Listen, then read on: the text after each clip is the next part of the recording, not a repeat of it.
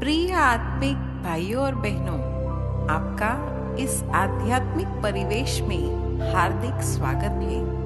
हम सब जानते हैं कि सृष्टि एक रंगमंच है, जहाँ प्रकृति, पुरुष और परमात्मा का अद्भुत नाटक चल रहा है। वास्तव में धरती पर जब से हम आए हैं, तब से हमारे अनेक साथी सहयोगी बने हैं।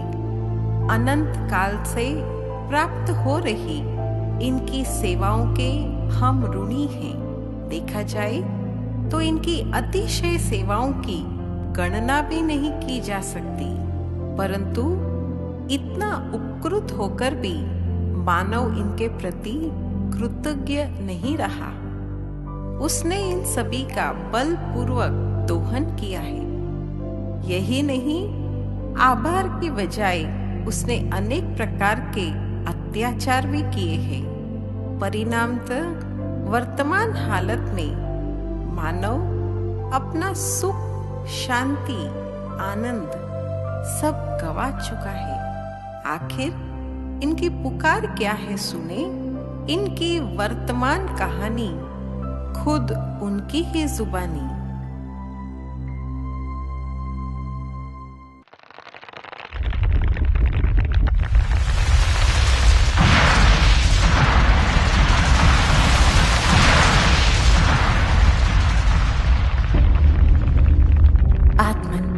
डरो मत, मैं हूं तुम्हारी सबसे नजदीकी साथी पृथ्वी।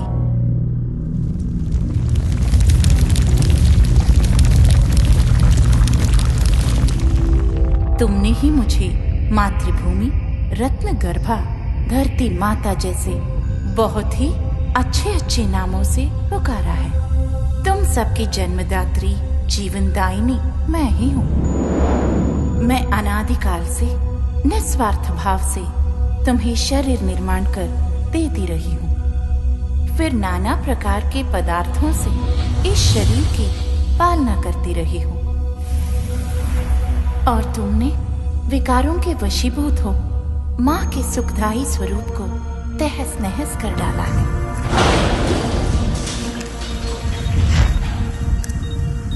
परिणाम स्वरूप भूकंप, भूस्खलन, ज्वालामुखी जैसे भयानक आघात तुम्हें भयभीत किए रहते हैं।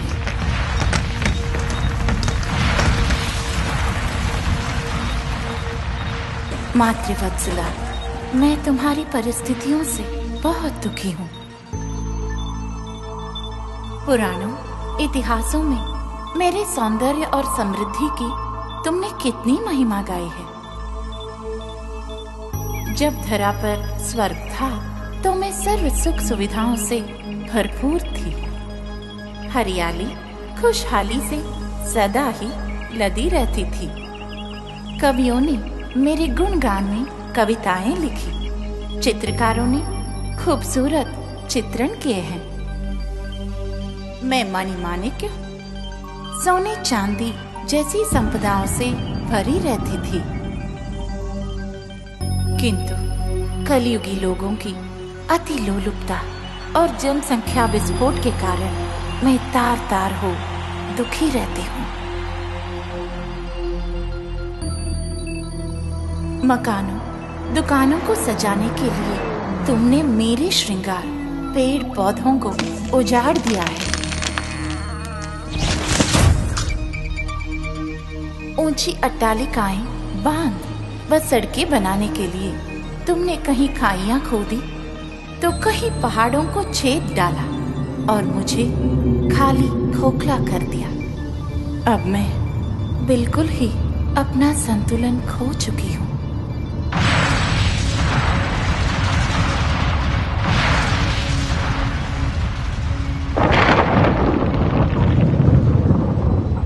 मैं फूलों के बगीचे की तरह बहिष्ट कहलाती थी, अब कांटों के जंगल की तरह बिल्कुल रेगिस्तान बनती जा रही हूँ।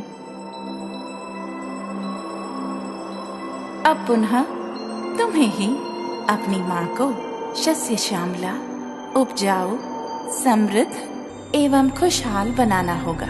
तुम्हारे संस्कार परिवर्तन द्वारा सृष्टि के नव सृजन की मैं आतुरता से प्रतीक्षा कर रही हूँ, ताकि मैं पुनः अपनी संतानों को ममता की छाया प्रदान कर सकूं।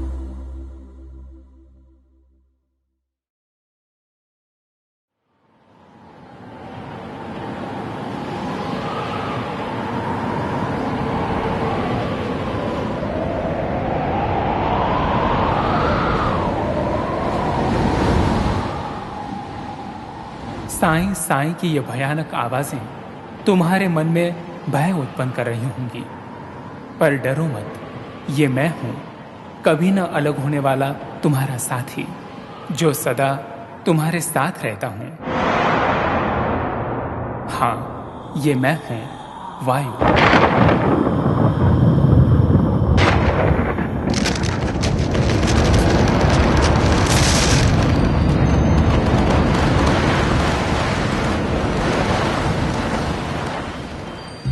मैं सारे संसार में ऑक्सीजन प्रदान करता हूं, जो तुम्हारा प्राण तत्व है।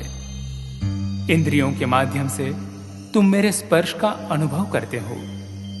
फूलों की रसीली गंध तुम मेरे ही प्रवाह में प्राप्त करते हो। मेरे स्नेह में लहराने वाले हरे भरे वृक्ष, वनस्पतियां मेरे ही स्वच्छ झोंकों में श्वास ले प्रफुल्लित होते हैं। तभी तो लोग मुझे पवन देव के रूप में पूजते हैं। मैं भले ही अदृश्य हूं, लेकिन मेरे ही प्रवाह में संसार प्रवाहित है। किंतु आज तुम मेरी बदली परिस्थितियों के कारण मुझसे ही घृणा करने लगे हो, क्योंकि प्रदूषण ने तुम्हारा जीना दूभर कर दिया है। आखिर इस दुर्दशा का जिम्मेदार कौन? तुम मनुष्यों के श्वास द्वारा निकली हुई दूषित वायु को शुद्ध करने के लिए प्रकृति माता ने पेड़ पौधों की रचना की है। ऊंची अट्टालिकाएं बनाने, सुख साधनों को जुटाने हेतु तुमने प्रकृति को नष्ट किया। कल कारखानों के धुएं के बादल व मोटर यानों जैसे परिवहन साधनों की दुर्गंध से मुझे दूषित किया। यही नहीं, तुमने हर तरह अपना स्वार्थ ही सिद्ध किया। मनुष्य हमारे सखा हैं, दोस्त हैं। तुम्हें खुशियां देने के लिए ही हमारी रचना हुई है। वास्तव में प्रकृति के नियमों का उल्लंघन करते करते मनुष्य के कर्म ही भ्रष्ट हो चुके हैं। इसलिए सावधान, जागो और इस सत्य को महसूस करो कि मानव मन की मलिनता ही इस संसार की मलिनता का वास्तविक कारण है।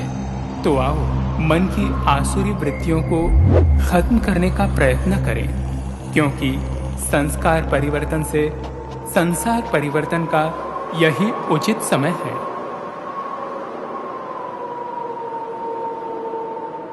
अभी नहीं तो कभी नहीं।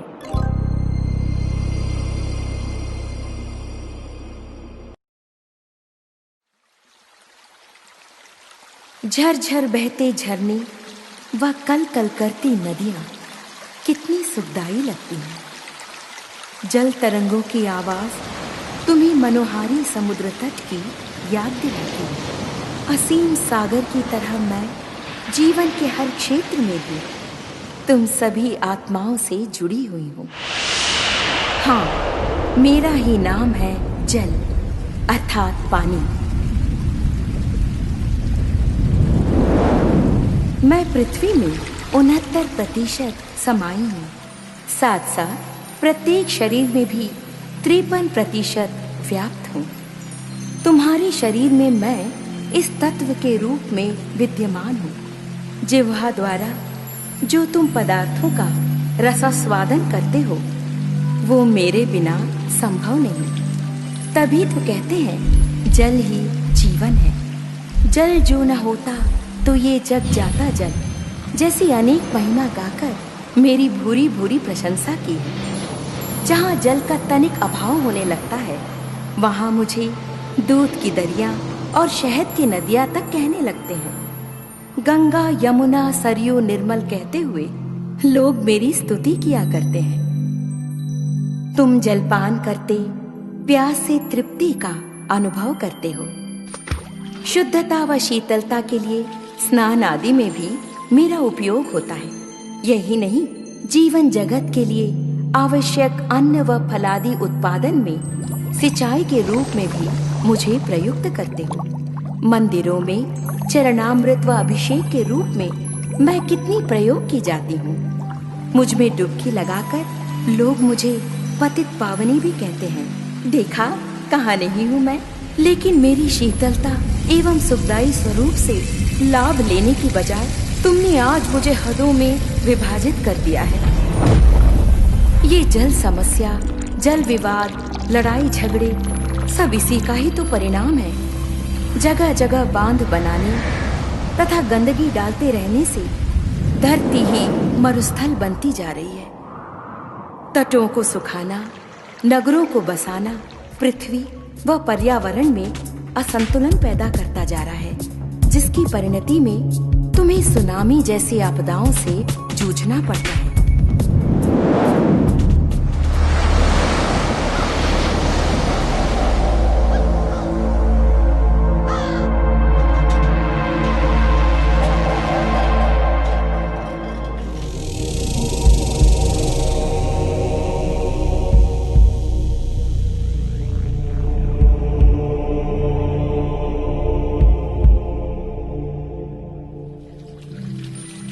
मैं अमृतमयी नदियों में निर्मल धारा बन बहती ही रहती थी। सबको धोकर शुद्ध करने वाली मैं आज इतनी मलिन हो गई हूँ कि मुझे ही शुद्ध करने की नितांत आवश्यकता आन पड़ी है। मैं सारे संसार की मुफ्त सेवा करने वाली आज बोतलों में बंद दुर्लभ वस्तु बनती जा रही हूँ। मुझे अमूल्य जीवन दान देने वाले का मूल्य लगाकर तुमने मुझे बाजार की वस्तु बना दिया है। मैं तुम्हारे इस दुर्व्यवहार से बहुत ही दुखी और चिंतित हूँ। सोचती हूँ, क्या मेरा गुजरा हुआ स्वर्णिम जमाना फिर से वापस आएगा? तुम खुद ही सोचो मेरे कल और आज के विषय में। पुनः अब विश्व बंधुत्व की अवधारणा को धारण करो, जिससे समस्त जगत में पवित्रता, सुख, शांति एवं आनंद की लहर फैल सके। सभी एकता के सूत्र में बंधकर अपने कर्तव्य का पालन कर सके। तुम्हारी सतो प्रधान दृष्टि, वृत्ति, कृति से ही मैं निर्मल, शीतल और स्वच्छ बन पाऊंगी।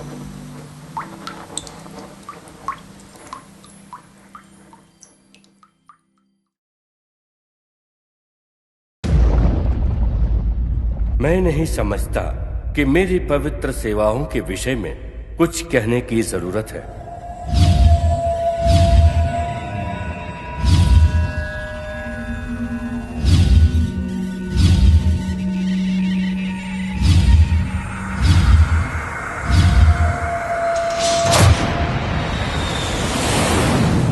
हाँ, ये मैं हूं, अग्नि। धरती के अस्तित्व एवं विकास में मेरा ही आधार है, क्योंकि मैं ही सूर्य हूं। मेरी रोशनी के बलबूते पर तुम संसार को देख रहे हो। मेरे बिना तुम्हारा जीवन अंधकार में है। केवल दिन में ही नहीं, रात्रि में भी मैं ही प्रकाश देता हूं। मेरे विभिन्न ऊर्जा स्रोत तुम्हारे रोज की आवश्यकताओं को पूरी कर रहे हैं। प्रकाश एवं ऊष्मा देने के साथ साथ वर्षा होने तथा ऋतु परिवर्तन का भी मैं ही निमित्त कारक हूं। रसोई घर में ईंधन के रूप में मेरा ही प्रयोग होता है। मंदिरों में उपयोग होने वाली दिव्य ज्योति मैं ही हूं। मेरी ही ज्वाला से मृतक के शरीर का दाह संस्कार किया जाता है। मैं तुम्हें जीवन के हर क्षेत्र में सहारा देता हूं, लेकिन कभी कभी मेरा उपयोग ध्वंसात्मक कार्यों में भी किया जाता है। क्रोध, व हिंसावश आगजनी में सरकारी व गैर सरकारी संपत्ति नुकसान कर देते हैं। अपना वर्चस्व कायम करने के लिए युद्धों में व अणुयुद्धों में मेरा दुरुपयोग कर अपने अहम को सिद्ध करते हैं।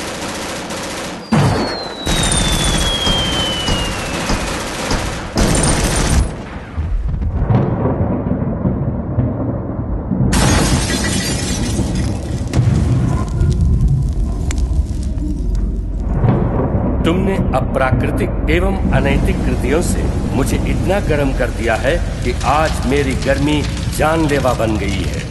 विश्व तापक्रम को सामान्य रखने वाले वर्षायुक्त बादल व छाया देने वाले पेड़ बहुत कम हो गए हैं, और फिर तुम्हारी अत्याधुनिक जीवन पद्धति ने ओजोन परत में छिद्र करते हुए दुनिया को महाविनाश के कगार पर ला खड़ा किया है।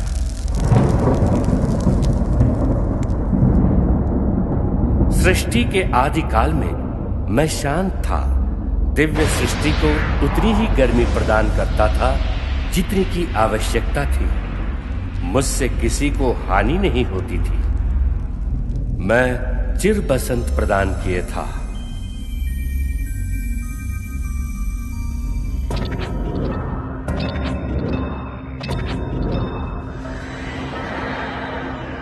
याद रखो, तुम्हारा अनियंत्रित उपयोग और अनियंत्रित इंद्रिय लोलुपता तुम्हारे हित में नहीं। मनुष्यों के मन में धधकती जब ये काम क्रोध की अग्नि शांत होगी, तब ही मेरी भौतिक अग्नि भी आराम और खुशी प्रदान कर सकेगी।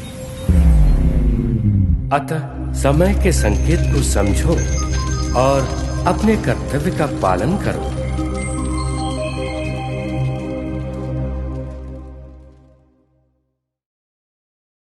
मेरे मीठे बच्चों, तुम मुझे ईश्वर, अल्लाह, शिव, यहोवा, गॉड आदि नामों से पुकारते हो। तुमने मेरे लिए मंदिर, मस्जिद, चर्च एवं गुरुद्वारे बनवाए। तुमने वेद शास्त्र और कई प्रकार की धर्म पुस्तकें लिखी।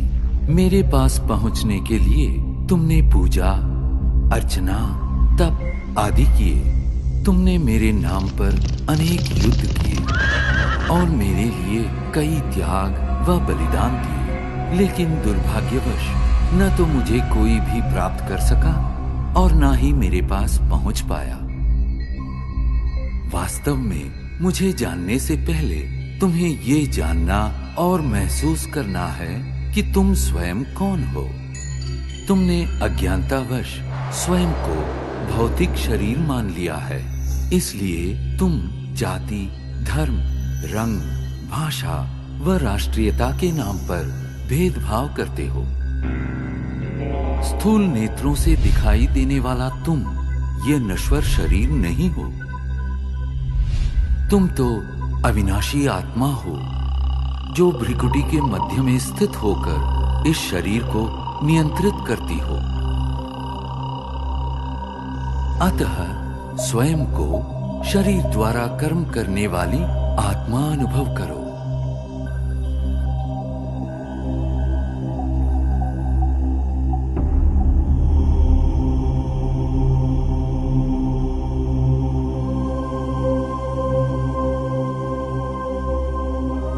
अब कुछ क्षणों के लिए सांसारिक बातों व उनके वातावरण से स्वयं को अलग करो।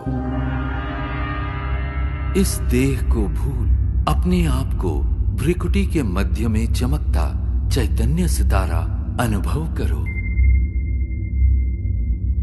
वास्तव में तुम यही हो, अति सूक्ष्म ज्योतिर्बिंदु आत्मा।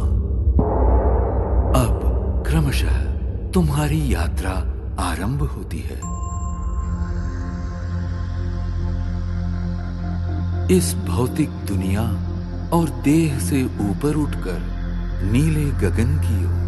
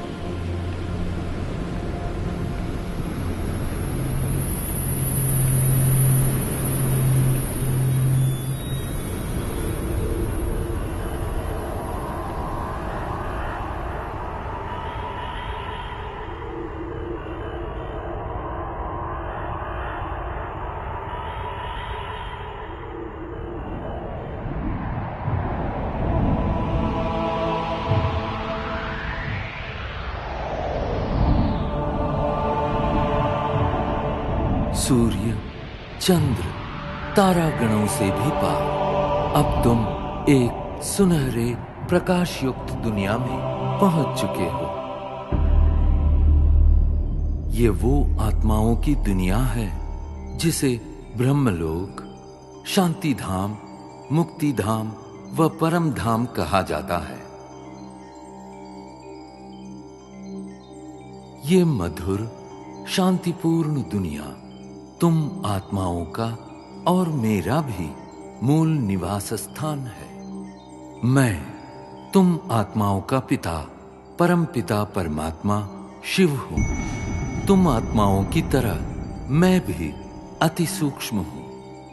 ज्योतिर्बिंदु होते हुए भी ज्ञान गुणों में सिंधु के समान हूं। मैं सर्वशक्तिमान, जन्म मृत्यु के चक्र से परे होने के कारण सदा पावन हूं। तुम सब आत्माएं मेरी प्रिय संतान हो। प्रारंभ में तुम आत्माएं भी मेरे साथ परम धाम में ही निवास करती थी। बाद में तुम जन्म और कर्म का अविनाशी अभिनय करते सृष्टि नाटक मंच पर अवतरित होते हो।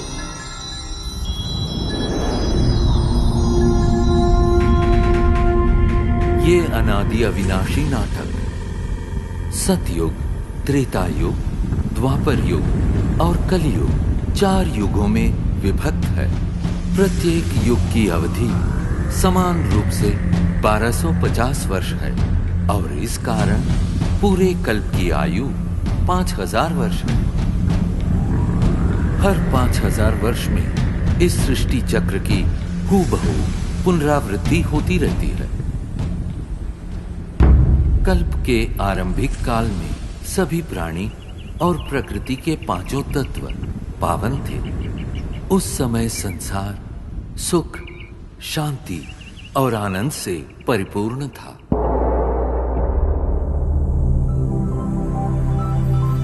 यही वो समय है जिसे सतयुग और त्रेता युग के नाम से जाना जाता है, जहां तुम देवी देवता के रूप में रहते थे।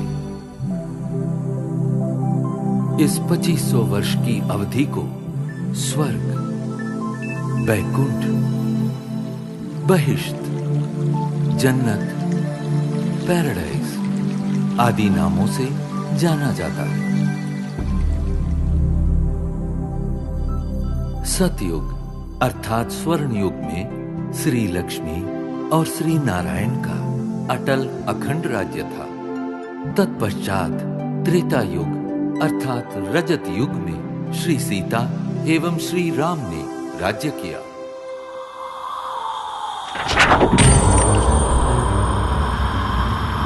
द्वापर युग में देहभान के कारण तुम विकारों में प्रविष्ट हो गए और इस कारण अपनी शक्तियां खोने लगे। इस अवधि में भिन्न भिन्न धर्म पिताएं आए और अपना धर्म स्थापित किए। प्रारंभ में इन धर्मों की स्थापना सारी मानव जाति को एक सूत्र में बांधने और उनका सही मार्ग प्रदर्शन करने के लिए हुई थी। अब इस कलियुग अर्थात कलह युग में मानव मन में विद्यमान 5 विकार चरम सीमा पर है, जिनके कारण 5 तत्व प्रदूषित हो गए और तुम शांति एवं खुशियों से वंचित हो गए हो। परिणामतः दुख, अशांति के दलदल से मुक्ति पाने के लिए तुम मुझे पुकारने लगे। यदा यदा हि धर्मस्य ग्लानिर्भवति भारत अभ्युत्थानमधर्मस्य तदात्मानं सृजाम्यहम् परित्राणाय साधूनां विनाशाय च दुष्कृतां धर्म संस्थापनार्थाय संभवामि युगे युगे। जब जब धर्म की ग्लानि होती है एवं अधर्म व पाप में वृद्धि होती है, तब तब सत धर्म की स्थापना और श्रेष्ठ विश्व नव निर्माण हेतु मैं धरती पर अवतरित होता। इस दिव्य व पावन अवतरण के काल को संगम युग कहते हैं। कलियुग और सतयुग के संगम का ये समय अत्यंत कल्याणकारी है। गीता में दिए इन वचनों के अनुसार अब भारत भूमि पर मेरा अवतरण हो चुका है। प्रजापिता ब्रह्मा के साकार मानवीय तन में मैं प्रविष्ट एवं सन्निविष्ट होकर सहज गीता ज्ञान एवं राजयोग द्वारा तुम आत्माओं को पावन बनाने का महान कार्य कर रहा हूं। अब तुम देह सहित देह के सर्व संबंधों को भूल स्वयं को आत्मा निश्चय कर मुझ परम पिता परमात्मा को याद करो।